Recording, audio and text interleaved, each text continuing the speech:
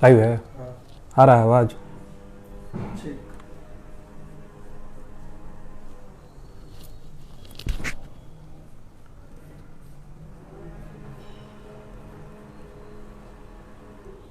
Live है, आ रहा है आवाज।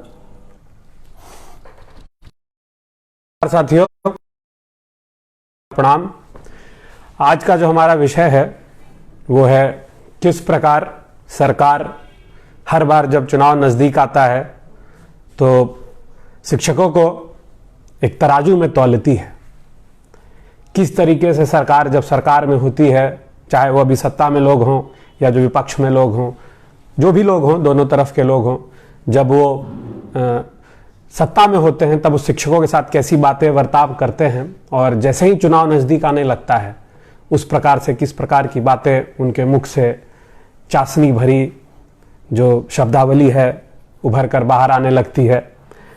तो इन्हीं सब विषयों को लेकर हमने सोचा कि जो सेवा शर्त बिहार सरकार का लागू करने की बात हमारे मुख्यमंत्री जी कर रहे थे 15 अगस्त को, और उसके बाद जो नई सेवा शर्त लाने की बात हुई, नोटिफिकेशन आया, तरह तरह की चीज़ें हुई, तो मैंने सोचा कि आपके समक्ष इन विषयों के ऊपर थोड़ी परिचर्चा हो जाए।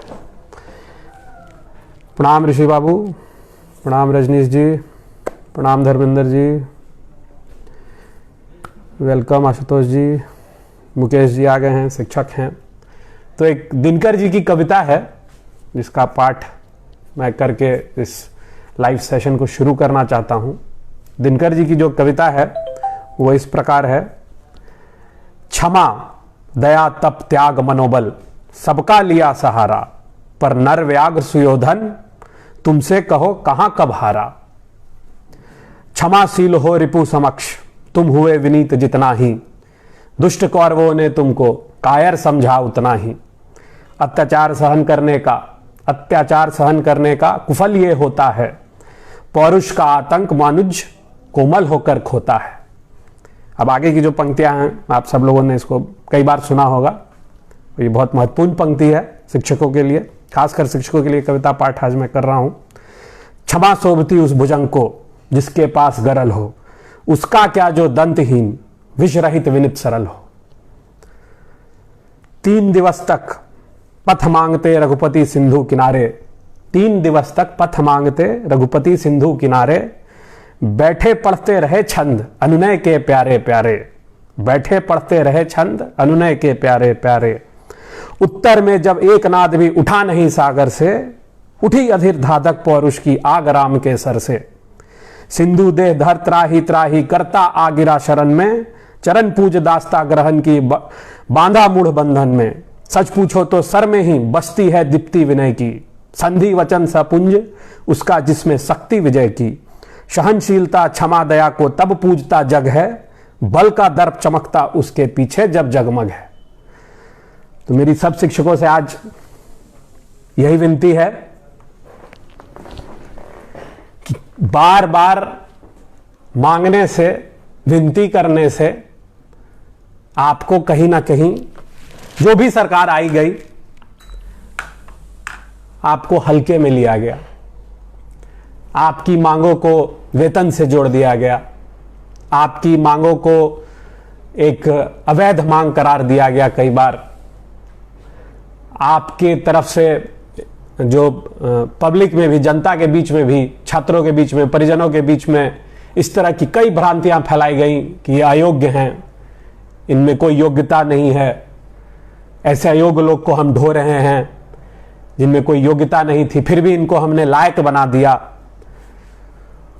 तो मेरा यही पूछना है, मुखिया जी मैं कहता हूं, हमने एक संवाद सीरीज भी मैंने लिखना शुरू किया था, मुखिया जी, वाचाल चचा, छोटका चचा, होम्योपैथी डॉक्टर साहब, नियोजित चचा, वो सारा उसका मूल में शिक्षक ही थे। मैं व्यथित होकर कुछ चीज़ों से मैंने लिखना शुरू किया था व्यंग। अब ये व्यंग कितना उनके कानों तक गया मगर पता नहीं, कहीं ना कहीं उनके कानों तक गया था कुछ लोगों को, क्योंकि परेशानी उससे बहुत हुई थी। आगे भी मैं इसको कंटिन्यू करूंगा समय समय पर। मगर बात वहीं घूम के आ जाती है कि जब भी चुनावी साल आता है तो जो सुर बदलता है सत्ता में बैठे सत्ताधीशों का, वो बड़ा ही 360 डिग्री टर्न होता है। अब माननीय मुख्यमंत्री जी का हम सब ने वक्तव्य जो सुना था चुनाव से कुछ साल पहले, और आज अभी चुनाव जब दस्तक दे रहा है कोरोना के साथ साथ, उसमें जब शिक्षकों की जरूरत है माननीय मुख्यमंत्री जी को, तब माननीय मुख्यमंत्री जी का सुर कैसे बदला है, पहले उसके ऊपर हम थोड़ी चर्चा करेंगे। मुख्यमंत्री जी का एक वीडियो था अंक की धरती पर, जब वो एकदम रौद्र रूप में, जिस तरह दिनकर जी भी आज इस कविता में दिनकर जी ने भी कहा कि प्यार से कोई चीज नहीं होता है, हमें कभी कभी कठोर निर्णय लेके कठोर कदम उठाने पड़ते हैं, तभी बात को सुनता है। तो शिक्षकों को भी आज मुख्यमंत्री जी का मैं वो वक्तव्य याद दिलाना चाहता हूं, जिसमें उन्होंने कहा था, कौन है ये, नियोजित वाला है का ये सब, एक सिग्नेचर करेंगे रोड पर आ जाएगा। अरे 1500 से हम यहां तक ले आए, सुप्रीम कोर्ट में क्या हश्र हुआ था भूल गए। इन चीजों को जरा अपने जहन में पहले लीजिए, फिर आगे। फिर हाँ, विधानसभा में भी पिछले ही साल मुख्यमंत्री जी ने कहा था कि अरे इतना ही आप थे तो सुप्रीम कोर्ट में इतना बड़ा बड़ा वकील काहे रखे, सुप्रीम कोर्ट में काहे हार गए, याद है ना। सब पैसा शिक्षकों को दे दें तो बाकी लोग को क्या दें। और आज जब अभी कुछ दिन पहले माननीय मुख्यमंत्री जी के मुखमंडल से जो शब्द निकले, मैं सुन के पूरी तरह हैरान रह गया। माननीय मुख्यमंत्री जी ने कहा कि नियोजित, हमने इन्हें कब नियोजित कहा, ये तो खुद अपने आप को नियोजित कहते रहते थे। कई लोग अपने आप को कॉन्ट्रैक्चुअल कहते थे, मगर हम तो इनको परमानेंट कह रहे हैं। अरे ये नियुक्ति वाले शिक्षक हैं, हमने कभी नियोजित नहीं कहा। होता है, चुनाव जब आता है तो याददाश्त सत्ता में बैठे लोगों की चली जाती है। तो मैं शिक्षकों को बस याद दिलाना चाहता हूं कि क्या आपको किस तरीके से इस सरकार ने या इसकी पिछली सरकारों ने भी आपके साथ क्या न्याय किया था, और आज आपके साथ जो न्याय करने का जो ढकोसला, ये ढकोसला ही है। क्योंकि ये आपके वेतन की लड़ाई नहीं थी, मेरे हिसाब से ये आपके सम्मान की लड़ाई थी, ये आपकी अस्मिता की लड़ाई थी। मैं बार बार इस चीज को कहता हूं कि अगर शिक्षक कुंठित हो जाएगा तो एक कुंठित समाज को पैदा करेगा। अब जब मैंने इस मुद्दे के ऊपर लेकर जब इस मुद्दे को लेकर मैंने लाइव करने के लिए जो पोस्ट अपना डाला था, तो उसमें अब याद नहीं है मुझे कि उनका एक व्यक्ति ने लिखा था कि ये सब मूर्ख लोगों को बना दिया गया था, शिक्षक सब अयोग्य लोगों को बना दिया गया था, आप इनकी वकालत क्यों कर रहे हैं। तो मेरा सवाल ये भी उठता है, ये भी है कि किसने बनाया इन लोगों को। अगर इनमें कोई योग्यता नहीं थी तो इनको क्यों बनाया गया, कहां से लाए गए ये लोग, कैसे आपने, किस प्रक्रिया से आपने बना दिया। और अगर इनमें योग्यता थी तो फिर इनको सम्मान क्यों नहीं मिल रहा है। आज सिर्फ शिक्षकों का जो ये परिस्थिति है, ये सिर्फ सरकार के वजह से नहीं है, इसमें शिक्षकों की भी गलती है इसमें, क्योंकि शिक्षकों में वो यूनिटी नहीं है। शिक्षक जात पात में बंट जाते हैं, शिक्षक अपने हिसाब से चीजों को देखने लगते हैं, अपने संगठनों में बंट जाते हैं, अलग अलग संगठनों में बंट जाते हैं। शिक्षक अगर यूनाइटेड होकर अगर खड़े रहें, जिस प्रकार से लगातार खड़े थे अभी कोरोना के लॉकडाउन से पहले, जिस प्रकार से आपका संघर्ष चल रहा था, मैंने उस पर भी कटाक्ष में लिखा था कि जब मुख्यमंत्री जी से पूछा जाता है कि भाई आपने क्या दिया इतने दिनों के हड़ताल पे, तो उन्होंने कहा कि 4 महीना के हड़ताल में और क्या दें, अभी तो सभ्यता द्वार बना था, अब शिक्षक द्वार बनाएंगे। तो कहीं ना कहीं अगर शिक्षक चट्टानी एकता के साथ खड़ेगा, समाज का भी दोष है। समाज ने भी शिक्षक को इतना अपमानित किया, इतना शिक्षक का मान मर्दन किया कि शिक्षकों की एक अस्मिता पे एक ठेस आया।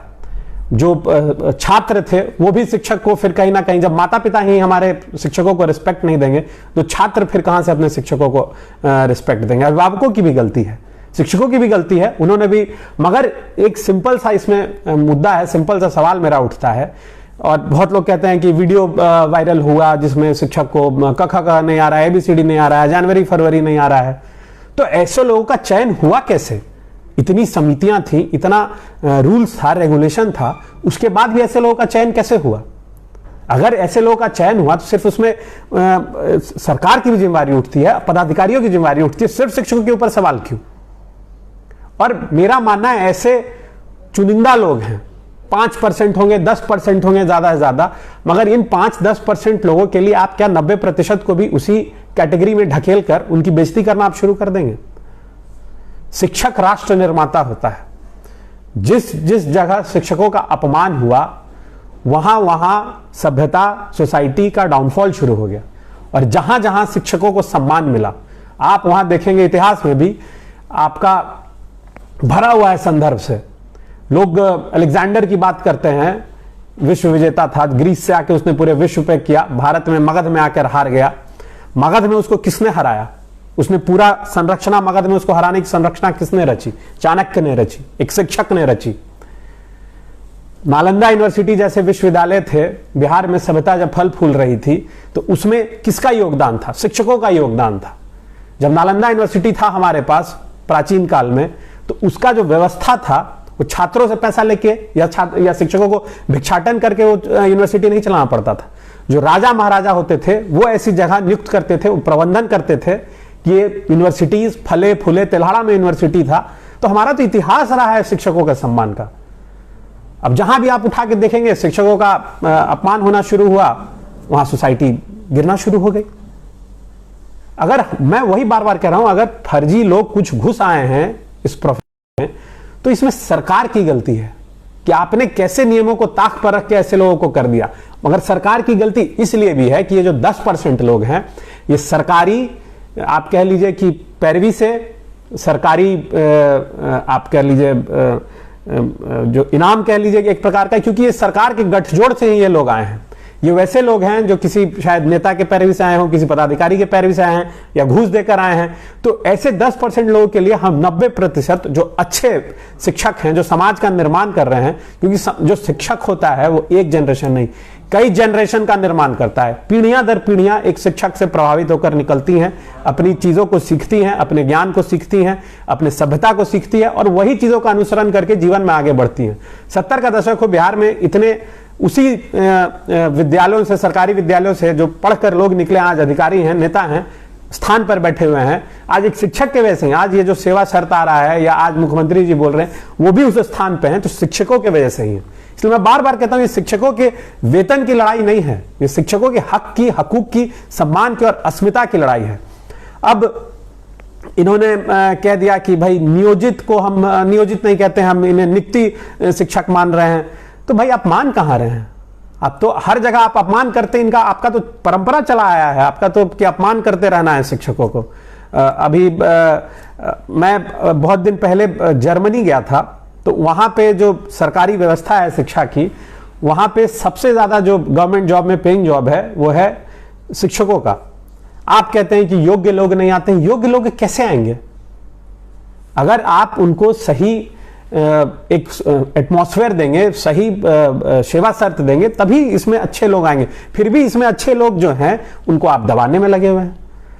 अब ये जो सेवा शर्त की बात हुई, इसमें हुआ कि ये ठीक है, इसमें ईपीएफ मिलेगा, इसमें आपको बढ़ोतरी होगी, और बाकी जो है आपके मांग हम 2021 अप्रैल में हम लागू कर देंगे।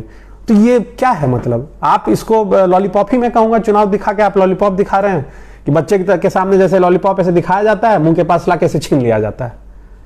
अगर आपके अंदर पारदर्शिता थी, आप चाहते थे शिक्षकों का सम्मान देना, तो आप शिक्षकों को अभी के अभी देते। ये नहीं कहते कि हम अगले साल 2021 में हम देंगे। ये तो आप सीधा कह रहे हैं कि भैया हमको वोट दो, हमारी सरकार आएगी तो भाई हम आपको ये सेवा शर्त देंगे। क्या गारंटी आपकी सरकार आ जाए? शिक्षकों ने अगर आपको वोट नहीं दिया तो आप उनका सेवा शर्त लागू कर देंगे? इतने बड़े बड़े वकीलों को आपने सुप्रीम कोर्ट में हायर किया था, और आप शिक्षकों को कहते हैं कि शिक्षकों ने बड़े वकील हायर किए थे।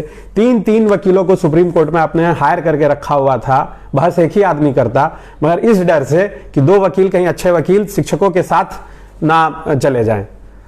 तो डर, तो जब इतने बड़े बड़े शिक्षाविद, कानूनविद आपके साथ हैं, लॉयर आपके साथ थे, तो उन्होंने एक सिंपल, मुझे लगता है कि हमने भी पढ़ा है थोड़ा बहुत कानून, तो हमें भी थोड़ी बहुत कानून की जानकारी है। तो आर्टिकल 39D और 41 में सीधा सा है कि सामान्य कार्य के लिए समान वेतन मिलना चाहिए। जब आपको काम करवाना है तब आप सारा काम करवाइएगा, चाहे वो नियोजित हो, टेट हो, NIOS, DLED हो, आपको सबसे उतना ही काम करवाना है जो आप BPSC के माध्यम से आपने जिन लोगों को रखा है। आपने नहीं रखा था, आपके पहले की सरकार ने रखा था, आपने तो उसमें क्या किया है सब लोग जान रहे हैं, मगर आपको काम सारा करवाना है उनसे। मगर जब पैसा देना है या उनको राज्यकर्मी का दर्जा देना है तब आप उनको कुछ नहीं देंगे। शिक्षक के बारे में कहा जाता है शिक्षक समय पे नहीं आता, शिक्षक पढ़ा नहीं पाता है। शिक्षक को क्या क्या करना पड़ता है, क्या आपने जनता को बताया है? आपका जनसंख्या गणना करना है, कौन चाहिए? शिक्षक चाहिए। चुनाव अभी आने वाला है, चुनावी ड्यूटी लगेगी, किसकी लगेगी? शिक्षकों की लगेगी। आप ये शौचालय वाला सर्वेक्षण शुरू हुआ था, किसने किया? शिक्षक ने किया। आपका ये कोविड सेंटर, क्वारंटीन सेंटर में आपको लोग चाहिए थे तो आपने हड़ताल खत्म करवाने की कोशिश की और शिक्षकों को क्वारंटीन सेंटर में भेज दिया। आपको किसी भी प्रकार का योजना कार्यान्वयन करवाना होता है प्रदेश में तो आप शिक्षकों को सामने कर देते हैं। आप हर कार्यक्रम में आपको मानव श्रृंखला बनाना होता है तो आप शिक्षकों को आगे ले आते हैं। तो हम तो जो भी योजना हम देखते हैं, और उसके बाद क्या होता है, अगर शिक्षक इसमें नहीं शामिल होते हैं तो ऊपर से BDO साहब या जो आपके होते हैं अधिकारी होते हैं जिला में, वो भेजने लगते हैं कि भाई आपको सस्पेंड कर दिया जाएगा, आपकी सैलरी रोक दी जाएगी। तो आप शिक्षकों को पढ़ाने का समय कहां दे रहे हैं? मिड डे मील बनाना है शिक्षकों को, भोजन परोसना है शिक्षकों को, पोशाक बांटना है शिक्षकों को, साइकिल बांटना है शिक्षकों को आप पढ़ाने का आप समय कहां दे रहे हैं? और उसके बाद आप कहते हैं शिक्षक पढ़ाते नहीं है, शिक्षक योग्य नहीं है। एक तरफ हमारे जो छोटका चचा हैं वो कह रहे हैं कि भाई हम 1500 से आपको 25,000 पे ले आए, 10 साल पहले नियोजित कहां थे, शिक्षा मित्र थे, हमने आपकी कोई स्थिति सुधार दी, आपका कोई अस्तित्व नहीं था। और एक तरफ हमारे जो करुणा कुमार हैं वो कहते हैं हमें लालच नहीं है शिक्षकों के वोट का, इसलिए हम ये चीजें नहीं कर रहे हैं। तो एक तरफ आप डंडा दिखा रहे हैं, एक तरफ आप इनाम दिखा रहे हैं। तो कैसा सम्मान, कहां आप कुछ शिक्षकों के लिए करना चाहते हैं? आपके मन में कहीं ना कहीं अभी भी शिक्षकों के प्रति एक हीन भावना है। आप जानते हैं कि हम शिक्षकों के लिए अच्छा करेंगे, अच्छे शिक्षक आ जाएंगे, समाज में लोग पढ़ने लिखने लगेंगे, अच्छी पढ़ाई की व्यवस्था हो जाएगी, लोगों को अपने मौलिक अधिकारों के बारे में पता चलने लगेगा, लोग आपसे सवाल पूछने लगेंगे, फिर आपका ये सुशासन का जो पूरा मुखौटा है वो जनता के सामने आ जाएगा। मगर जनता भी अब धीरे धीरे समझ रही है, शिक्षक भी समझ रहे हैं। जो आपने ये बात कहा कि भाई हम जो ये 4.5 लाख शिक्षक हैं इनका वोट हमें नहीं चाहिए, तो मुझे लगता है ये आपको भी पता है कि ये 4.5 लाख नहीं है, ये 4.5 लाख से प्रभावित ना जाने कितने लाख हैं। इनके परिवारजन हैं, इनसे जो प्रभावित अभिभावक हैं, इनसे प्रभावित कई छात्र हैं। तो एक ये बहुत बड़ा तबका है जिसको आप बरगला नहीं पाएंगे। और ये जब पूरा तबका यूनाइटेड हो जाएगा तब आपकी जो ये तख्त है, ये तख्त आपका हिलने लगेगा। एक सिंपल सा इसमें चीज है कि भाई आप कहते हैं कि नियोजित है, चलिए ठीक है, आपने नियोजित के लिए तो इतना योग्य नहीं है, मगर हाँ, जैसे आप कहते हैं कि नियोजित है, ये इतने योग्य नहीं है, तो जो बहुत क्वालिफाइड भी हैं आपके, जो टेट से आ रहे हैं या NIOS DLED से आ रहे हैं, उसके साथ आप कौन सा न्याय कर रहे हैं? उसको भी तो वही आप सारा चीज करने के लिए आपको सब वही मानक है उनका। जो सारा काम आप नियोजित से करवाते हैं वही सारा काम आप टेट से और NIOS DLED से जो आते हैं उनके साथ भी आप वही व्यवहार करते हैं, उनको भी वही उसी कैटेगरी में रख दिया जाता है। NIOS DLED का तो कोर्ट उनको जाके 6 महीना अवमानना का, अभी टेट का भी देख रहे हैं, शायद कल एक अवमानना का मुकदमा दायर होगा। तो आप अपने से तो एक तो सारी चीज देते नहीं, आप तो कोर्ट के डर से देते हैं, और आप उसके बाद कहते हैं कि हमने ये दिया, हमने वो दिया। तो क्यों ऐसा है? अब आप चुनाव आ रहा था तो आपने कह दिया कि हम 35,000 शिक्षकों की बहाली करेंगे STET के बदौलत, और जब एग्जाम अच्छे से हो गया, सब कुछ बढ़िया से हो गया, धांधली की खबर आई दरोगा के एग्जाम में, आपने एग्जाम कैंसिल करवा दिया टेट का। तो समझ में नहीं आता है कि दर्द है पैर में, ऑपरेशन हो रहा है माथा का, क्योंकि अच्छे से इस बार एग्जाम हो गया, कोई धांधली नहीं हो पाई, लोग आपके सीट को खरीद बिक्री नहीं कर पाए, तो आपने एग्जाम कैंसिल कर दिया। हर प्रक्रिया, हर चयन आपका शिक्षकों से रिलेटेड या किसी भी जॉब से रिलेटेड, कोर्ट की प्रक्रिया से गुजरे बिना बिहार में हो ही नहीं पाता है। तो आप कैसा माहौल बनाना चाह रहे हैं? कैसे विद्यार्थी चाहेंगे कि हम भाई आपके इन नौकरियों के पीछे आए? कैसे अच्छे लोगों को आप इसमें लाएंगे? सारा कार्य आपको करवाना है पढ़ाई के अलावा शिक्षकों से, मगर आप कहते हैं कि भाई हमको तो ये योग्य नहीं थे, हमने इनको योग्य बना दिया। कौन से आपने मैजिक से योग्य बना दिया? अभी चुनाव की ड्यूटी लगेगी, सबसे ज्यादा शिक्षकों की ड्यूटी लगेगी, उसमें आप किसी और को तो आप भेज नहीं सकते हैं। आपको भेजना तो उसमें है सबसे ज्यादा शिक्षकों को ही, क्योंकि आपके पास और प्रशिक्षित इतना कोई तो है नहीं है बार बार चुनाव कराने के लिए। तो अभी आपको मन लुभाना है। अब शिक्षकों को आप भेज रहे हैं, चलिए कोरोना के टाइम में चुनाव भी अब होगा, कोर्ट ने भी कह दिया, मगर इनके लिए क्या सुविधा आप दे रहे हैं? कितना सोशल डिस्टेंसिंग नॉर्म फॉलो किया जाएगा? अभी भी हम किसी ग्रामीण इलाके में बाजार में चले जाते थे लॉकडाउन के समय, भी कई वीडियो हैं, हमने देखा भी है, कहीं कोई सोशल डिस्टेंसिंग का नॉर्म नहीं था। उसमें आप कह रहे हैं कि हम ग्लव्स देंगे, टूथपिक देंगे, कब देंगे, कैसे समझाएंगे सोशल डिस्टेंसिंग का, भगवान जाने। मरेगा जनता, मरेगा कर्मचारी, मरेंगे शिक्षक। आपको बस है किसी तरह चुनाव हो जाए, हम चुनावी जुमले के समय में शिक्षकों को कुछ लॉलीपॉप दे दें, शिक्षक प्रसन्न होकर हमको वोट दे दें। क्योंकि आपको पता है कि शिक्षक अगर बढ़ा गए तो आपकी तो सत्ता जानने की जानी ही है। जब शिक्षा मित्र का आंदोलन हो रहा था, आप ही ने कहा था जॉर्ज साहब के सामने कि our government comes I will remove this blot in one slot. उन्हीं शिक्षा मित्रों के बदौलत आप आज सत्ता में आए हैं। इसलिए मैं बार बार कहता हूं, इनको बिठाया, इस धनानंद को बिठाया भी शिक्षकों ने है, इस धनानंद को उतारेंगे भी शिक्षक। जो आप ये तुगलकी फरमान बार बार जो देते हैं, ये शिक्षक अब आपके सारी चीजों को समझ चुके हैं। शिक्षक अब आपसे डरने वाले या आपके प्रलोभन में आने वाले नहीं हैं। शिक्षकों की मांग क्या थी? राज्यकर्मी का दर्जा मिले, समान वेतन मिले, नियोजन इकाई का जो ये पूरा सिस्टम है इसको तोड़ा जाए। मगर क्या इसमें से एक चीज भी दिया आपने?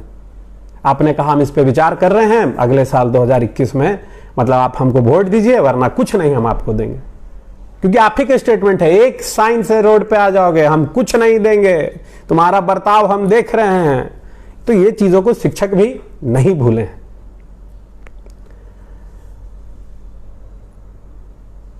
अंत में मैं इतना ही कहूंगा कि कुछ साल पहले बिहार में जब मास लेवल पे शिक्षकों की एक बहाली का 1.5 लाख शिक्षकों की बहाली का निकला था, उस समय 32 लाख लोगों ने इसमें अप्लाई किया था और जो पास होके आए थे लोग 1,25,000, मतलब 25,000 सीटें फिर भी खाली रह गई थी।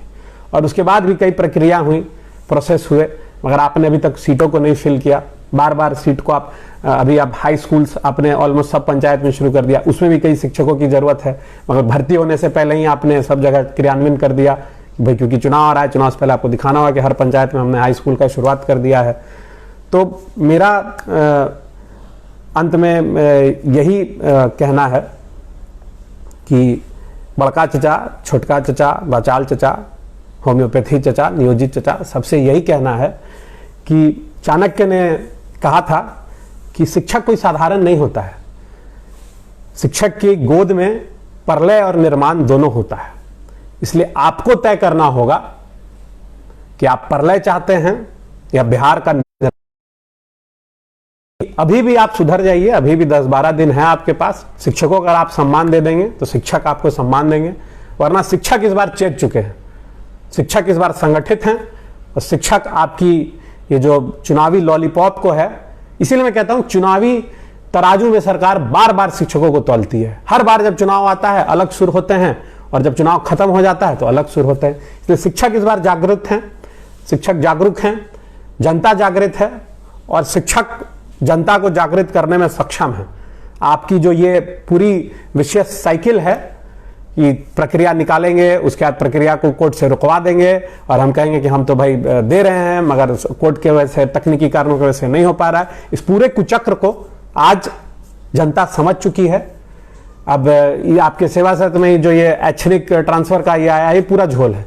जो हो नहीं पाएगा आपने बस दे दिया है किसी तरीके से। आपने कह दिया कि हम हर इतने साल पे इतना बढ़ोतरी कर रहे हैं, तो शिक्षकों को सब चीज पता है कि आप क्या कितना कार्यान्वयन कर रहे हैं जमीनी स्तर पर। जमीनी स्तर पर शिक्षकों की क्या हालत है। अगर लॉकडाउन नहीं होता तो आपने तो शिक्षकों को मरने के लिए छोड़ दिया था। शिक्षक संगठनों को मजबूरी में इस हड़ताल को तोड़ना पड़ा था, क्योंकि कई शिक्षक भुखमरी के कार पाए थे और 70 के लगभग शिक्षकों की मौत हो गई थी।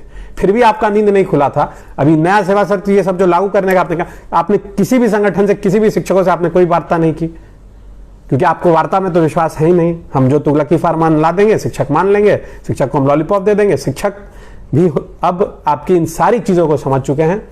तो अंत में यही मेरा कहना है कि चाणक्य की बात को याद रखिएगा कि चाणक्य भी एक शिक्षक थे, और शिक्षक अगर राष्ट्र निर्माता होते हैं तो जो भक्षक अगर कभी गद्दी पे बैठ जाता है तो उसको भी शिक्षक ही उतारते हैं। तो मेरा भी सभी शिक्षकों से और उनके सभी छात्रों से अनुरोध है कि शिक्षकों का जो सम्मान इस प्रदेश में लगातार घटता जा रहा है, उस सम्मान को अब हम घटने नहीं देंगे, उनके अपमान को हम बर्दाश्त नहीं करेंगे और लगातार हम आवाज उठाते रहेंगे। हम शिक्षकों के साथ हैं और लगातार शिक्षकों के साथ बने रहेंगे। अब मैं आपके कमेंट देख लेता हूं कुछ, अगर कोई सवाल आपके हैं तो भाई हम उस पर चर्चा कर लेंगे और फिर इस सेशन को हम एंड करेंगे।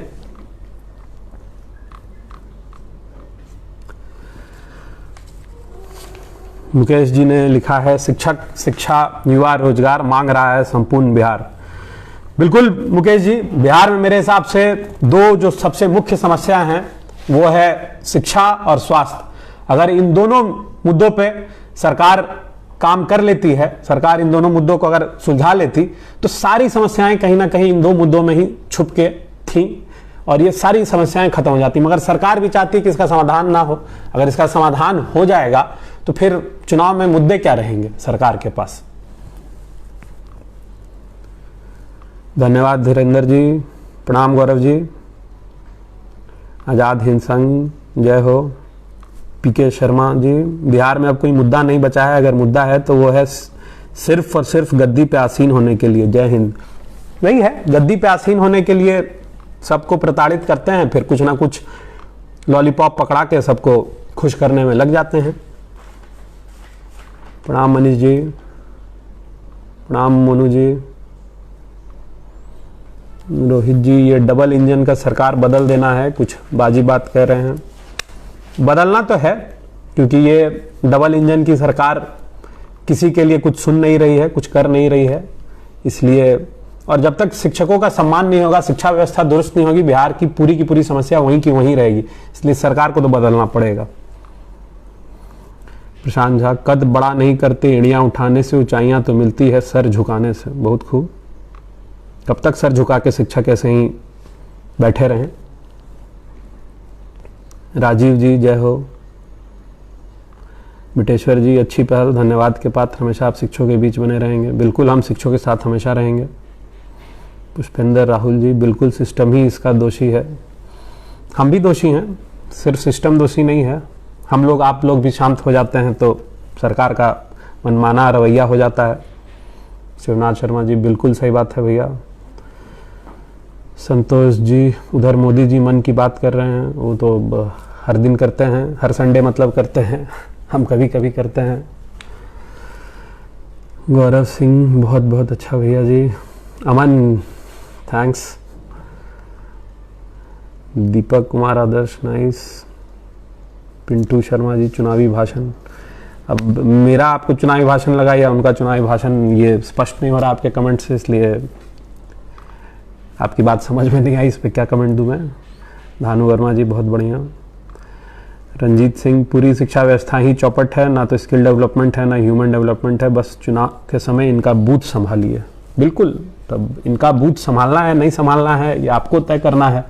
चुनाव का बहिष्कार करना है, कोरोना से बचना है कि इनको उखाड़ फेंकना है, ये आपको तय करना है। कब तक बूथ संभालिएगा, कभी तो स्कूल व्यवस्था दुरुस्त करें। रवीश कुमार जी, नाइस। दीपक कुमार आदर्श जी, बिहार की स्थिति बहुत खराब है शिक्षा क्षेत्र में। बिल्कुल। अनूप शाही, शपथ पत्र में क्या क्या है। जो मुख्य मुद्दे थे मैंने देखिए उठा दिया। ऐसे शपथ पत्र बहुत लंबा है, सारी चीजें यहाँ रखने बैठूंगा तो 2-3 घंटे लग जाएंगे।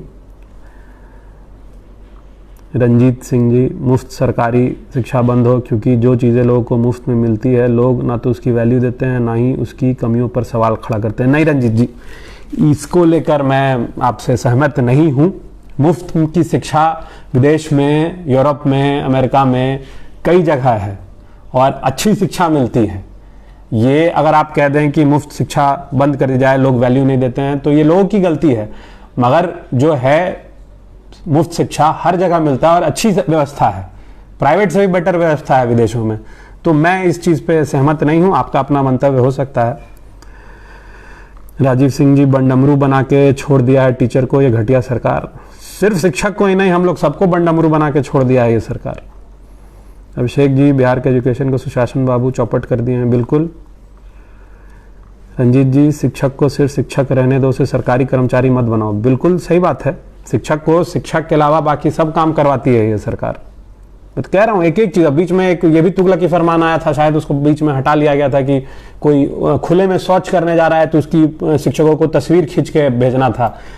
तो ये अब शिक्षक करेंगे, सुबह 5 बजे उठ के शिक्षक जाएंगे, खेत में बैठे रहेंगे कि कौन शौच कर रहा है उसका हम फोटो खींचें। तो शिक्षक पढ़ाएंगे कब, पढ़ाने कब जाएंगे? उसके बाद नहीं जाएंगे समय पर तो आप कहिएगा कि टाइम से नहीं आते हैं शिक्षक।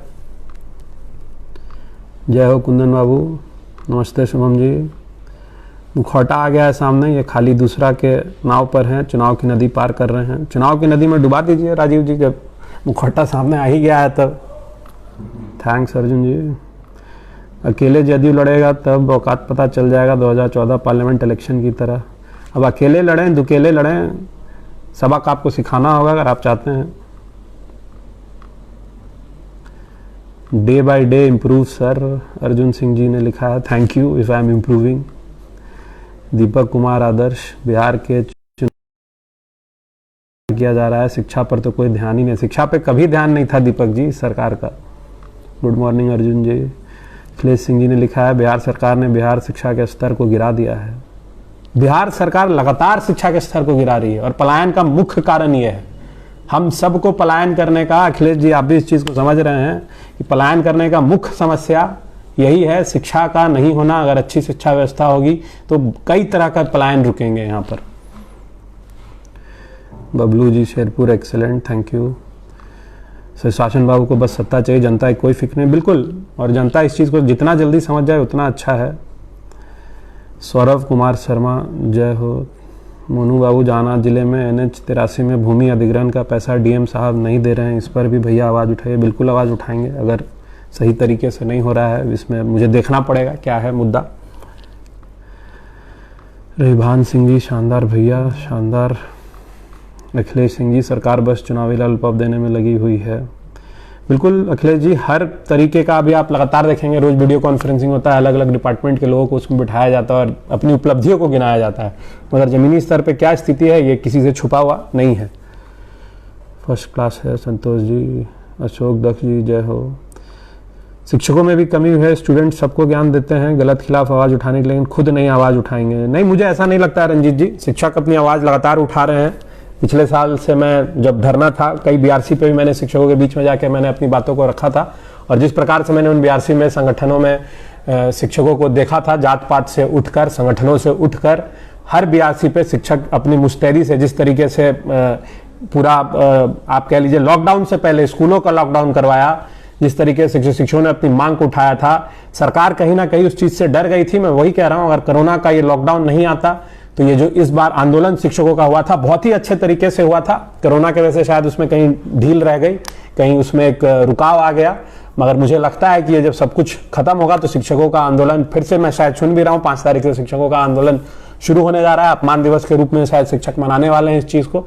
तो शिक्षक अपनी आवाज लगातार उठा रहे थे, ये सरकार कान में तेल डाल के सो गई थी, वो अलग चीज है। बिटेश्वर जी, फेसबुक के माध्यम से लाइव आकर शिक्षकों को एक नई दिशा, नई सोच प्रदान करने के लिए बहुत बहुत धन्यवाद। सभी लोगों का आशीर्वाद आप लोग साथ है, बस आप लोग का आशीर्वाद मिलता रहे। बिटेश्वर जी धन्यवाद। अमित शर्मा जी, इस तराजू से वर्तमान शिक्षक सेवा में आ सकें, वरना कहीं से ये लोग शिक्षक बनने लायक नहीं हैं, कुछ लोगों को छोड़कर। कुछ लोग को छोड़कर मैं नहीं मानूंगा, कुछ लोगों को छोड़कर सब शिक्षक बनने लायक हैं। अगर बनने लायक नहीं थे तो सरकार ने क्यों बनाया, क्यों नहीं हटा दिया गया उसी समय? इतना तरह का वो होता है, आपका चेक है, बैलेंस है, टेस्ट होता है, क्यों नहीं सरकार उसी समय हटा दी थी? जब ये वीडियो वायरल होता है शिक्षकों का जो नहीं पढ़ा पाते हैं, तो उनको उसी समय क्यों नहीं बर्खास्त कर देती है सरकार? अगर वो अयोग्य हैं, सारे के सारे अयोग्य, तो सरकार बर्खास्त कर दे। सरकार को ड्यूटी भी करवाना है, क्योंकि सरकार को तो शिक्षकों को पढ़ाने से मतलब नहीं है ना, पढ़ाई होए ना हो, विद्यालय जाए ना, मेरे जितने भी सरकार की जितनी भी योजनाएं हैं सबको लागू करवाने के लिए डंडा पड़ता है किसी के ऊपर, गाज गिरती है किसी के ऊपर, तो वह है शिक्षक। तो आप शिक्षक से कहां एक्सपेक्ट कीजिएगा? कैसे शिक्षक पढ़ाए? समय दे रहे हैं आप पढ़ाने के लिए, प्रिपेयर करना पड़ता है। हम भी किसी टॉपिक पर बोलते हैं या कोर्ट में जाते हैं तो हम रिसर्च करते हैं उस चीज के बारे में, हमें भी समय लगता है, पढ़ना पड़ता है, चीजों को समझना पड़ता है, लोगों से बात करना पड़ता है। और शिक्षक बिना कुछ पढ़े लिखे रिसर्च किए हुए जाके पढ़ा दे? आप शिक्षक को पढ़ाने का समय दे रहे हैं? मुफ्त सरकारी शिक्षा बंद हो, मुफ्त मिली चीजों का कोई वैल्यू नहीं होता, ना गुणवत्ता प्राप्त। बिल्कुल ये इस चीज से मैं सहमत नहीं हूं। शिक्षा मुफ्त होनी चाहिए, प्राइवेट हो पब्लिक हो, सब बंद करके एक ही शिक्षा व्यवस्था आप चालू करके एक बार देखिए तो, समान शिक्षण प्रणाली शुरू कर दीजिए। नई शिक्षा नीति आ रही है, नई शिक्षा नीति में इतनी सारी बहुत अच्छी अच्छी बातें हैं, मगर कितना क्रियान्वयन कर रही है बिहार सरकार? कितना उसके ऊपर क्या है, इस तरह से इंफ्रास्ट्रक्चर बिहार सरकार डेवलप कर रही है? मुफ्त में हर जगह शिक्षा मिलती है, आपके कॉन्स्टिट्यूशन में भी दिया गया है। अब तो कोर्ट से आपको राइट दिया गया है कि भाई बच्चों को फ्री में पढ़ाना है, तो क्यों नहीं? जब शिक्षित होगा ना, आप कहीं भी चले जाइए विदेश में, फ्री शिक्षा मिलती है। हायर एजुकेशन तक नहीं, मतलब कॉलेज लेवल तक नहीं, स्कूल लेवल तक तो अधिकतर जगह फ्री शिक्षा है, और उससे अच्छे बच्चे, अच्छे स्टूडेंट निकल के बाहर आते हैं। ओम प्रकाश शर्मा, टीचर्स लोग के साथ समाज का कोई भी पर्सन सिंपैथी नहीं रखता है तो समाज की गलती है, समाज गर्त में जाएगा। ओम प्रकाश जी, समाज गर्त में जाएगा, शिक्षकों को सम्मान नहीं मिलेगा तो समाज गर्त में जाएगा। कुमार गौरव जी नमस्कार, गौरव फ्रॉम बड़ाए इस्लामपुर, नमस्कार कुमार गौरव जी। टीचर सिर्फ अपना राइट याद रखते हैं पर ड्यूटी नहीं। टीचर तो जितना ड्यूटी करते हैं उतना तो कोई नहीं करता है, तो समाज को भी अपना ड्यूटी याद रखना चाहिए, खाली अपना राइट नहीं देखे समाज भी। मुकेश जी ने लिखा है वर्तमान में भी नियोजन प्रक्रिया चालू है तो नियोजित से मुक्ति कहां हुई? नियोजित से मुक्ति कभी नहीं होगी मुकेश जी। नियोजित से मुक्ति हो जाएगी तो मुद्दा कहां से रहेगा सरकार के पास कि हमने आपको ये दे दिया, हमने आपको वो दे दिया।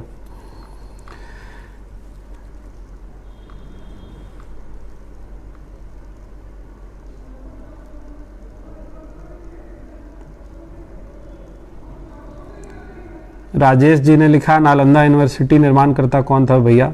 गुप्त पीरियड में हुआ, सुंग डायनेस्टी में भी हुआ, अलग अलग डायनेस्टी में इसको आगे बढ़ाया गया, उसको अलग अलग किंगडम्स ने, अलग अलग राजाओं ने उसको प्रोत्साहन दिया और लगातार यूनिवर्सिटी बढ़ता रहा। बख्तियार खिलजी के दौर में ये यूनिवर्सिटी और भी लंबा चलता। जब वेस्ट में ऑक्सफोर्ड का निर्माण हो रहा था तो वेस्ट में जब ऑक्सफोर्ड बनना शुरू हुआ, ऑक्सफोर्ड यूनिवर्सिटी जब बना, उस समय हमारे यहाँ इस यूनिवर्सिटी को जलाकर बख्तियार खिलजी ने समाप्त कर दिया। तो ये यूनिवर्सिटी और भी कई दिनों तक चलते रहता। और विडंबना की बात वो है कि जिसने हमारी यूनिवर्सिटी को जलाया उसके नाम पे हम अपने शहर का नाम रख दिया है और इसके ऊपर कोई सवाल नहीं उठाता है। मुख्यमंत्री जी के गृह जिले का बात है ये। सिर्फ नालंदा यूनिवर्सिटी नहीं, तेल्हारा यूनिवर्सिटी के साथ भी वही हुआ, मगर सब इतिहास के पन्ने में दब गया है। 20 में चुनाव नहीं होना चाहिए। नहीं, चुनाव के पक्ष में तो हम भी बिल्कुल नहीं है। प्रीतम रॉय जाधव जी, विजय कुमार जी ने लिखा शिक्षक एकता जिंदाबाद। बिल्कुल जिंदाबाद, शिक्षक जिंदाबाद थे और रहेंगे। श्री राम, आप जैसे आएंगे तभी शिक्षा एवं शिक्षकों को उचित सम्मान मिलेगा। बिल्कुल नहीं, सिर्फ मेरे जैसे के आ जाने से वैसे शिक्षक को शिक्षा को उचित सम्मान नहीं मिलेगा। हर व्यक्ति को शिक्षक को सम्मान देना होगा। शिक्षक सम्मान के पात्र हैं और शिक्षकों को भी अपना आचरण वैसा रखना होगा कि उन्हें सम्मान मिलता रहे। Good morning Kumar Saroj ji. Royal Aryan Chaudhary जी नमस्कार भैया, कैसे हैं आप? बिल्कुल बढ़िया हैं, आप कैसे हैं? मोहम्मद मंजीर आलम जी, सरकार बदलिए, शिक्षा और शिक्षक को बचाइए। बिल्कुल, शिक्षकों को लिए जो बात करे वैसे लोगों को आप लाइए, वैसे लोगों को सरकार में बिठाइए जो शिक्षकों के साथ सहानुभूति रखते हैं, क्योंकि शिक्षक ही इस प्रदेश का कायाकल्प कर सकते हैं। समय समय पर अपना मार्गदर्शन देते रहिए भैया। हम मार्गदर्शन क्या देंगे, हम भी बस आपकी बातों को कुछ कहीं सुनते हैं, आपकी जो परेशानी है हमें लगता है कि आपके बीच में बातों को रखना चाहिए तो हम रख देते हैं। अरुण दास हाय। अमित शर्मा, कारण वही है चुनावी तराजू। बिल्कुल चुनाव के हिसाब से ही सब कुछ देखा जाता है। हिंदू यशराज जी, जय श्री राम, जय श्री राम यशराज बाबू। रॉयल आर्यन चौधरी जी, भैया सही बात। अखिलेश सिंह जी, शिक्षक नियुक्ति बस सरकार चुनावी मुद्दा बनाती है, सरकार ने बिल्कुल वही है, बिल्कुल प्रतिभा को बिल्कुल खत्म कर दिया गया है अखिलेश जी। यहाँ से पलायन लगातार, जो प्रतिभावान लोग हैं पलायन होते रह रहा है, जो लोग प्रतिभाशाली लोग यहाँ रह गए वो कुंठित होकर किसी तरह अपना बिहार में समय काट रहे हैं और वेट कर रहे हैं कब बिहार में एक बदलाव आएगा। बदलाव आएगा, धीरे धीरे चिंगारी उठी है शिक्षकों के बीच में, छात्रों के बीच में, युवाओं के बीच में। तो कहीं ना कहीं हम सबको संगठित होकर आवाज़ को उठाना पड़ेगा। थैंक यू राजेश जी, मुझे लगता है लगभग मैंने सबके कमेंट ले लिए हैं। तो यही था आज पूरा हमारा सार कि शिक्षकों को हमें भी सम्मान देना होगा, शिक्षकों को भी अपना आचरण ठीक करना पड़ेगा, और जो हमारे मुखिया चचा हैं, छुटका चचा हैं, लोग संभल जाएं, वरना बिहार में एक चाणक्य नहीं कई चाणक्य पैदा होंगे, कई आर्यभट्ट पैदा होंगे, और जिन लोगों ने आपको सरकार में बिठाया था वो आपकी इन तुगलकी फरमान को उठाकर आपके साथ ताबूत में बंद करके कील से ठोक देंगे। धन्यवाद।